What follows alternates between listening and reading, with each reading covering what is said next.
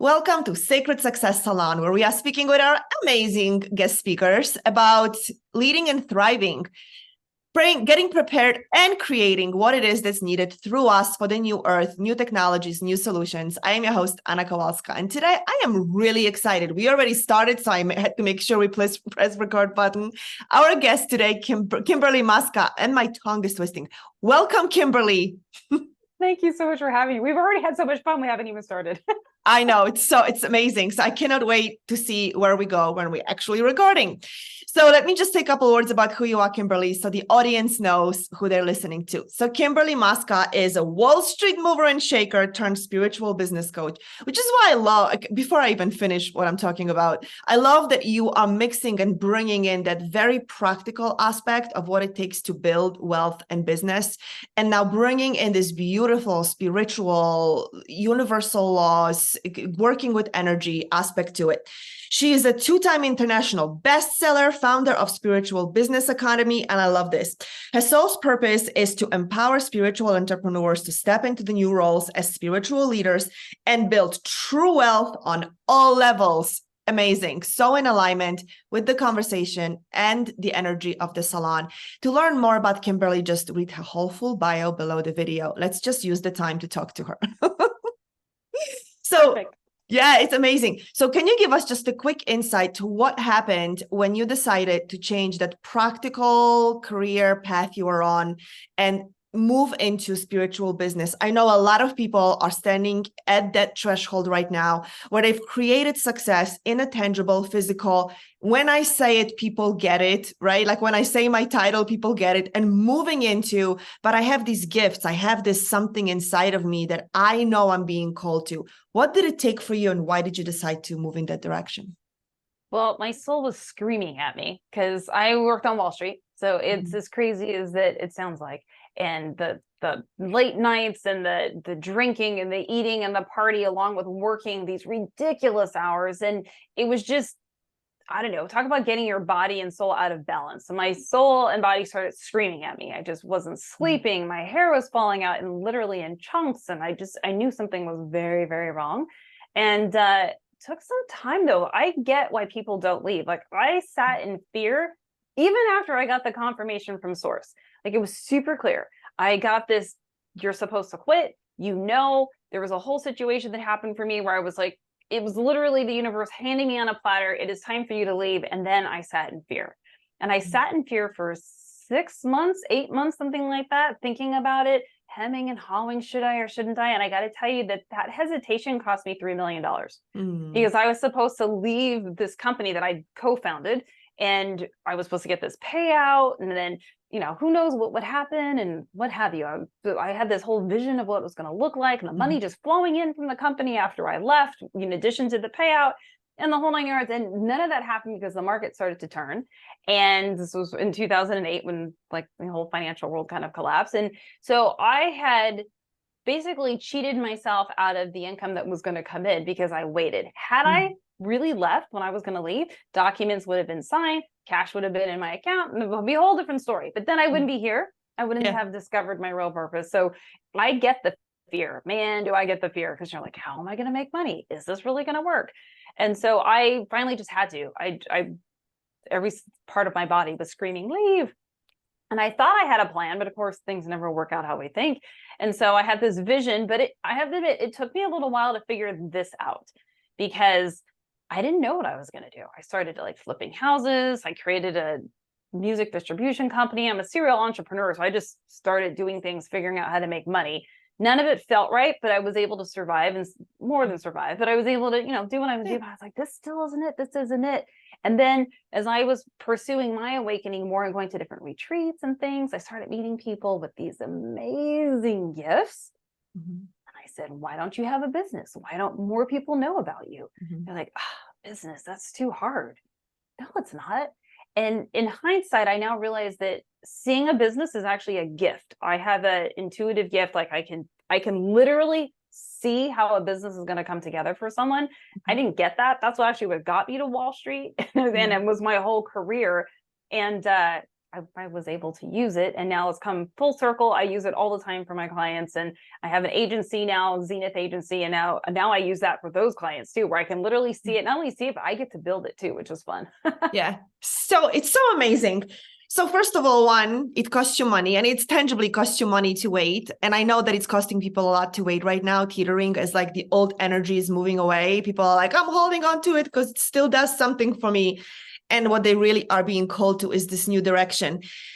And what I really appreciate about you is that you can see that people who have gifts really get to be multimillionaires, that it's not just reserved for the ones who invest in stock market, nothing wrong with that, or the ones who work on stock market or whatever else that's like tangible business. It really, I mean, I see the future of humanity. And it's absolutely in going into a direction. It's either going into the AI, like even in a new direction, AI, or you're going to use that energy, but to amplify your gift, right? Or then you'll be left behind, period. And then whatever is going to happen is going to happen. I don't know. I don't look there. So just really standing for people, for people's ownership of the value of their gifts. Yeah, I believe that every human should be able to have a thriving life, living in what I call the prosperity vortex, the balance of mind, body, and spirit, which includes money. But I believe every human being has that right and the ability to, with the right guidance, because it's right there for us. And mostly it's just our fears that are holding us back. We're afraid to take the steps, so we don't, so it never happens. But if you are digging deep to find the courage to take the step and then find the right guide, the right mentor, the right, I call it sometimes your wizard, right? If you think of the hero's journey, everyone's got a wizard. Harry Potter had his wizard, right? So if you find your wizard that's going to guide you, then it's possible. But we have to do it together. It's nearly impossible to do it on your own. So you have to be able to do it with the right people. But when you've got the right support and the people with the right knowledge that can get you there, it's right there for everybody. And that's part of my dream and goal, is to create as many spiritual entrepreneur millionaires as I can. Yeah, that's the future, right? That's the future. Like, this is how we change what's going on planet Earth, getting money into the hands of people who operate from a higher frequency. What do you see is the biggest thing that stops people, whether they've had, well, there's probably two answers, so I'll let you answer it. Whether they've had success in a tangible, doing something. And I love to name it this way. When you say you worked on a Wall Street, most people will be like, oh, and they'll just kind of figure out what it is that you did. Right? If you're an accountant or an attorney, people kind of have a vision of it. But when we're talking about spiritual business, we are creating a whole new industry that the labels don't really say anything yet. What is the biggest hurdle for people that no matter what they created in the past, moving into this new wave, this new industry, what is it that you see that stops people? It's just the fear, because it's new. Right? Because it's a new thing, and it's not a commonplace thing to say, oh, I'm a spiritual entrepreneur, or I'm a spiritual leader. It's not commonplace. So when you say it, people look at you weird, and then we feel weird because, oh, they don't understand. And we start backing up, right? We start backing up from them because we feel like we've said something wrong. Yeah. And then there's this whole conditioning about, if it's your spiritual gifts, you shouldn't charge and you give it away for free. And there's that conditioning that needs to be broken. But when you pull all that together, it's just fear around, and what does it look like? Sometimes they can't even see what it looks like, which is valid, because there's not a lot of phenomenal examples. There's some examples, but not a lot. And when you see them, we see the big people. We'll say like Colette Baron Reid, and then you go, well, but Hay House backed her, so that's why she's successful. So we can't see the path for how do I, as a normal person that isn't backed by, some conglomerate, which now that is, right? That's a big company that I don't think is really in vibrational alignment with what we're all desiring to create. And so now we try to see, how do I create that? And there's not a lot of people there that have the vision to show you how to create it. And I think that's the missing piece, because we can look at other successful entrepreneurs, spiritual entrepreneurs. And I say this, and I'm going to say this, hopefully this comes out right, but a lot of spiritual coaches have some success in their spiritual business. So then they decide to show people how to build a spiritual business. but they're not spiritual business or marketing experts. And good. that is part of the problem. So some people will just by the pure numbers have success because they're going to just try hard enough and make it happen. Yeah. But the real reason why people are successful usually is they've connected with their unique soul tribe. And until you discover that, you don't know who you're serving. So the business just, it feels weird. So there's not a lot of good examples. Even when we find spiritual business coaches, even I have fallen into the trap of working with a spiritual business coach that really wasn't a business coach. They ended up being a spiritual coach, which is fine. But I'm like, you're not actually giving me the strategies I need to make this go faster. I actually knew more about all of that than they did. So it's this kind of weird balance. So we don't have a lot of great examples or people in the industry ready to show us. So we can't see it. And when we can't see it, then we sit in fear and then we don't do it. Yeah, so powerful, having the vision of what it could look like.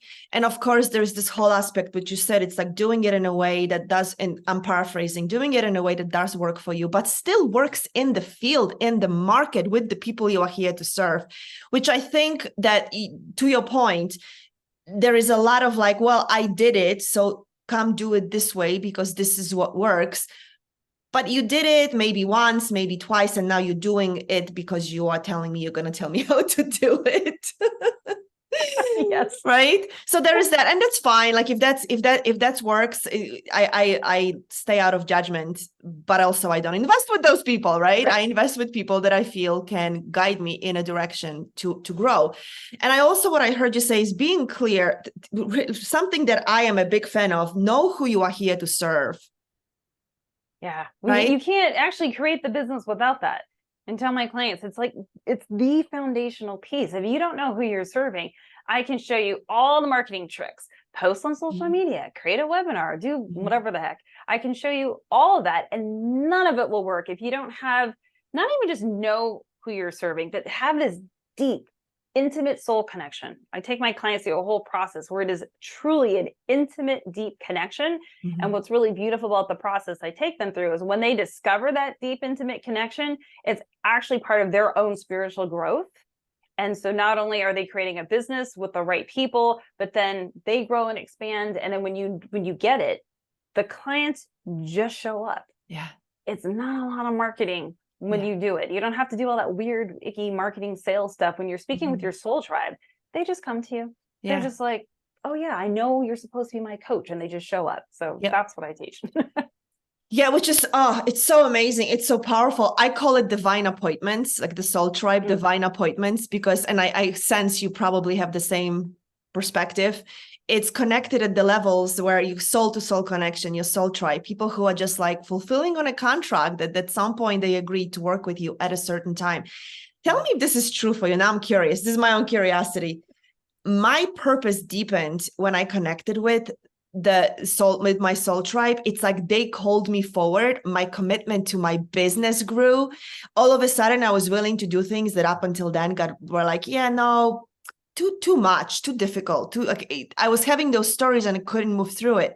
But when I connected to my soul tribe, all of a sudden it's like, no, I'll do it. Yeah, absolutely. Well, I think the soul tribe, once you have the connection, they're actually there to show you what you're supposed to create.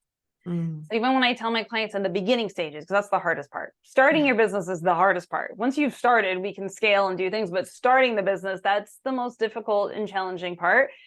But when you're first starting, I'm like, when you discover who the people are, the soul tribe, then you connect and you're essentially testing. Anyone who thinks this just works magically is having a beautiful dream. But when you wake up from it, it's not quite that fancy, but it takes some work. And so I say it's testing. All you're doing is a test lab. Did this work? Didn't this work? And so your soul tribe actually guides you on how you connect, what you say, and what you're providing. What do they really want? I made a huge mistake way back when I started this. I've been doing this almost a decade now. And when I first started, I had this idea about this program and I spent months creating it and automated it. It was beautiful. I created a webinar and then it did nothing. I think I made 3 sales for $97. It was horrible. It was just tragic. I sat on the couch and cried. It was like, oh my God, what happened? But I wasn't speaking to my soul tribe. I thought, I know what they need. And I built it from there without having the connection. And because I didn't have the connection, it didn't work. I did all the right things. I did the webinar, I ran the Facebook ads, I had the program, I did all the right things, and none of it worked because I wasn't speaking to the right people. Mm-hmm. So great. Thank you for being honest about what it takes, because we just, right before we click the record button, people get disillusioned, like, oh, I can do it because, it's so easy. And that's what a lot of marketing, unfortunately, is like, yeah, get your certification for $7. It's the funniest one I've seen lately. And then people get a certification for $7, and all of a sudden they think they are equipped to build a business around it. And there is so much more that goes into it. So, okay. So once somebody finds the soul tribe, they are actually, and I know there's all these limitations people have that I know I had too for a long time. But once somebody finds a soul tribe and they're willing to do the work and they're willing to test it, what do you see happen for people as a next level of expansion, and what stops them from it? Usually it's the money, which is really interesting. So they get focused. Like, I'm going to get my first client, and they do all the things I tell them to do, and they get all the steps done, and then they have to go get that first enrollment, and it's the money. The money is the next block. Mm-hmm. And that was fascinating to me. When I first started this years ago, I didn't think that, because I have my own money issues. We all do, but mine were different. Yeah. So I didn't have problems charging people. I was like, yes, this is what we're going to do. Money can flow to me. And it seemed easy. But if someone has money beliefs blocking, it just stops them. And I didn't get that for the longest time. And I kept watching my clients get stuck and get stuck. And I'm like, what is that? And I finally figured out it was the money piece. I was like, oh, I see it now. So now everything I do teaches about money too, because you can't teach about creating a business if you aren't teaching and clearing all the money stuff that's sitting there. So you're going to have some awareness about that. But it's the money. Now it's the receiving of money is the next block that happens. Wow. So, okay, this is so great. I'm like, did she read my mind? Did I read her mind? Or do we just really know what we're talking about? Because that's exactly what I sensed. I'm like, it's the money. What do you see happening? Because a lot of people, again, in the spiritual world, if they had money issues, had no money issues, they didn't realize they had money issues in the old paradigm, but now they're creating a spiritual business and stuff they didn't know they had about. And that's what happened to me. I'm like, money was not a problem until I started to create a spiritually based business, and then everything came up to surface. I'm like, oh no, I have a lot of money stuff. Yeah, me too. Oh, same thing. I mean, same thing. I could make money in my sleep in the 3D world. It was just like, it always came to me since a young age. I just knew how to make money. And I still do. But when I made that transition point from 3D world to 5D world, it just like stopped. And I was like, oh, this is interesting. And then which is why creating a spiritual business is one of the most challenging things someone will ever do, because your business truly is a direct reflection of your consciousness. Yeah. So anything that has not been healed will come up when you create your spiritual business, and you have to be prepared for that. Because if you just think I'm going to go create a business and show me how to do it and it goes, that's not how it works, because now we have a new level of awareness and we can't just push through. I think in the 3D world, we just worked harder, put in more hours, and the money would show up because that's all we did, and we were usually miserable doing it. But now we get that we have to be in flow. And then there's all these money beliefs in the spiritual world that have to be looked at and overcome. And then any beliefs that we had that we were kind of suppressing all comes up through the whole process. And yeah, I saw the same thing with me. All of a sudden the money would stop, or I'd make it and then it'd stop again. And I'd be like, what is that? And man, did I have to do some serious work to be able to cross into the 7-figure mark, because there's a whole lot. I think with my clients, I see there's something that happens at their first enrollments. Then there's something that happens as they're crossing 10K, that 6-figure a year mark. And then from there, it's kind of weird. We'll scale fine. And then as we start to scale past $500,000 and approaching that million, those are two different mindsets that have to happen again. So there's a shift at each time, because you have to become a new person to be able to allow that kind of abundance to come in. Oh, this is so good. You have to become a new person. Yeah. And it seems so, I won't say easy, but it is a different kind of, what is one shift that you can share that that at each block, at each level, not block, but at each level somebody works through, not all of it, just the one that you see most often? Probably is worthiness around receiving. That's the biggest one. And it's sneaky because you don't see it. you think, of course I'm worthy. I need money. That's fine. I got no problem with that. Like intellectually, we know that, but somewhere there's some little worthiness, little gremlin that's hiding in there, and it starts to pop up as the money comes in. And then we have to really stop and go, why don't I feel worthy? But that's the most consistent thing. And it may be the same thing that happens at different points, because you may feel worthy of a 6-figure business, but maybe you don't feel worthy of a 7-figure business. So why not? And that one's almost easier to see, because we've been so conditioned that the people with the money are bad. So it's an easy conditioning thing to see. But that 6-figure one is really interesting, because that should be attainable for everybody. Someone's probably going to get triggered by this, but I believe there is no reason why anyone can't make 6 figures today. Zero reason. If you focus and you just do the things we tell you to do, there's zero reason why you can't have a 6-figure spiritual business at all. And so that 6-figure, if you're not there, there's a reason, because it's not a 3D reason at all. It's an internal reason that's keeping you. It's so difficult for people to get that. I'm with you. I absolutely, I'm like 6 figures in the world we live in right now. It's just how can you even live? But a lot of people do live below the 6 figures. And I have a lot of compassion for that. One of the things that I stand for too is that if you're not making enough money, and that would be below 6 figures, how are you really contributing and growing? Are you growing from desperation, or are you really truly growing from contribution and expansion?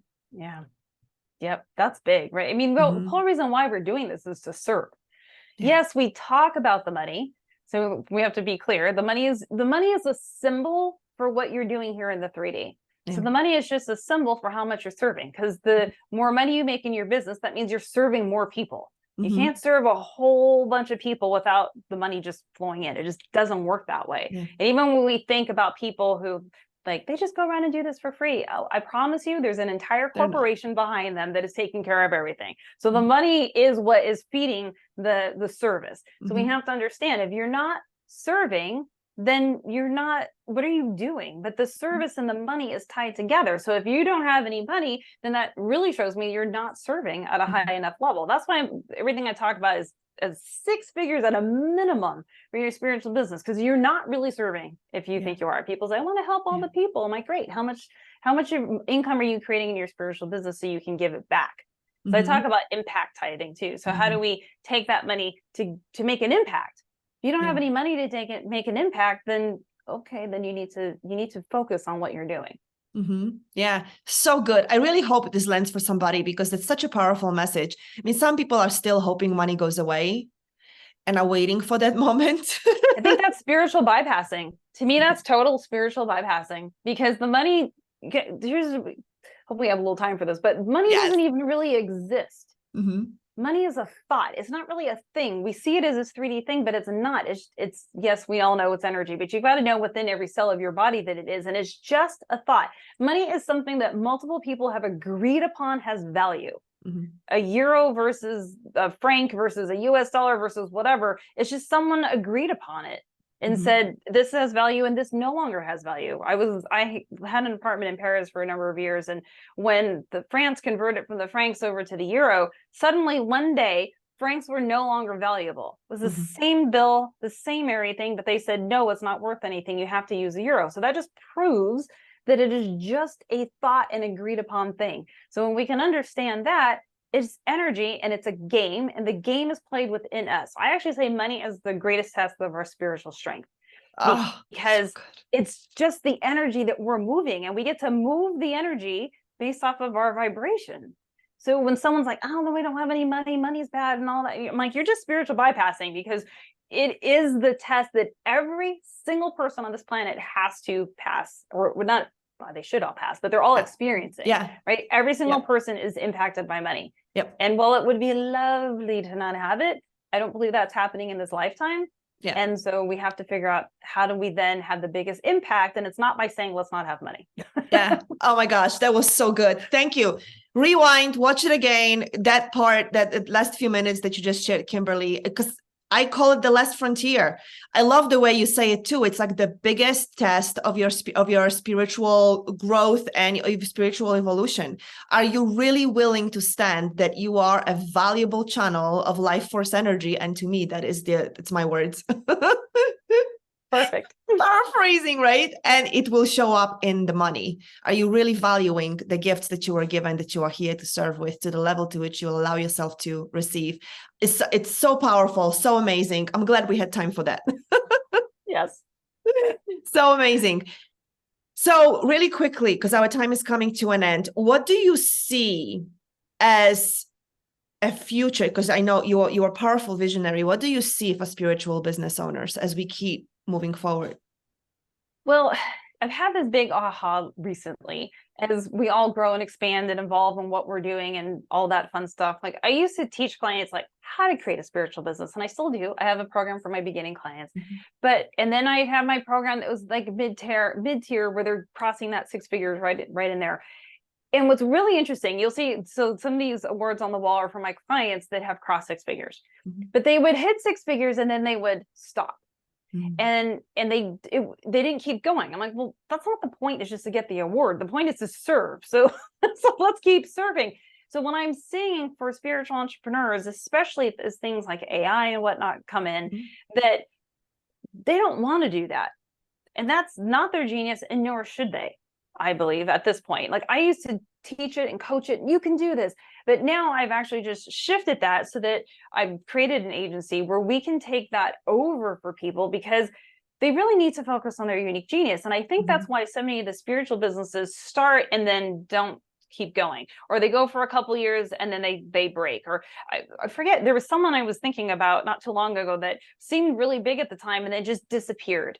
And I see that a lot. And I think what happens is that all the back-end 3D stuff becomes so uncomfortable. And especially with things like AI, you're going to need to know this. Someone on your team is going to need to know how to use it, or you're going to lose traction in the internet marketing world, which is what I show people how to do. So you need to find the experts so that you can just focus on your unique genius. And that's the path that now I've taken, where I've got a team now that knows all of this, so that a spiritual entrepreneur can come in and just do what they're going to do.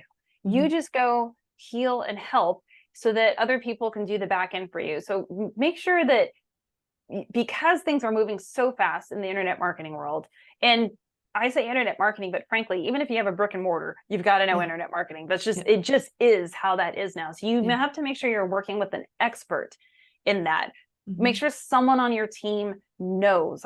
For me personally, I've been studying this stuff for years. I love it. I don't know why I love it. It's so much fun. And so I'm like, that's the expertise. And so now that I've actually picked that path for me, just to show people too how your business will shift with your expansion and your consciousness shift, my business has totally grown. It's always been for spiritual entrepreneurs, but now I can see how can I serve better. And they've told me, like, I worked with clients. I've been doing this a long time, and I watched them. And by watching and working with my soul tribe, I'm like, what do they really need? I'm like, they need someone to just do the 3D stuff for them. They're not going to run their own Facebook ads. They're not going to create their own lead magnets. They don't want to do that.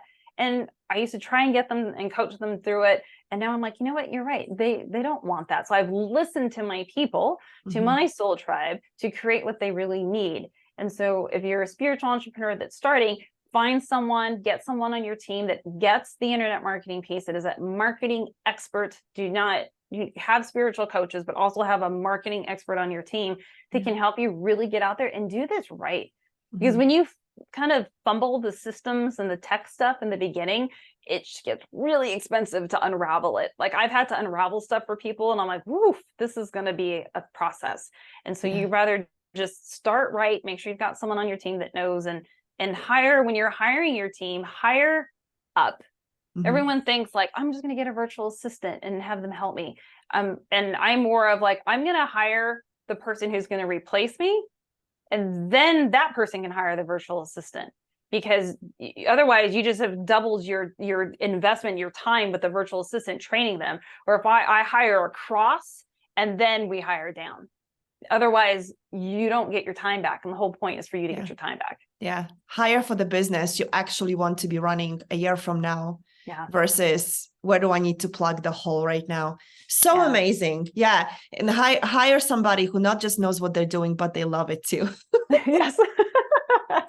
Yes. Make sure they're working in their genius zone for sure. Yeah, so amazing. Thank you for so much wisdom. And Kimberly, I know you have a free gift for our audience to get into your world, to learn. Just because it's free, it doesn't mean that it's not valuable. It's actually super valuable. So could you tell us what it is? Sure. Yes, it is the Spiritual Entrepreneur's Guide to a Spirit-Led Biz. It's all the little tips and things that I talk about to be able to understand what a spiritual business is, that 3D, 5D integration, because you have to be integrating the two. And so that'll get you into my world. And I do live events every like 6 weeks. That's a 3-day live event. I think I'm doing one in December. And yeah, so you can get into that world. And then I even have when you're in my world long enough, you get 51 tips. And it drips out over time where you get 51 tips about creating your spiritual business. I have people that print those emails and then have them on their walls so that they have all their tips about what they need to do. Yeah, I love that. That's amazing. So it's like every single day you get a tips to keep you moving. Yeah. So great. Yep. So make sure you claim that. We have a button below this video. Claim the gift. Get your tips. Get into Kimberly's world. So amazing. Thank you for your wisdom. Thank you for your honesty and bringing to us the information that we need to hear so we can be set up for success in the future as the world keeps getting faster and more unpredictable in a minute. Thank you. Thank you so much. It's been wonderful. So good. Thank you. And we'll see you at the next conversation. Bye for now.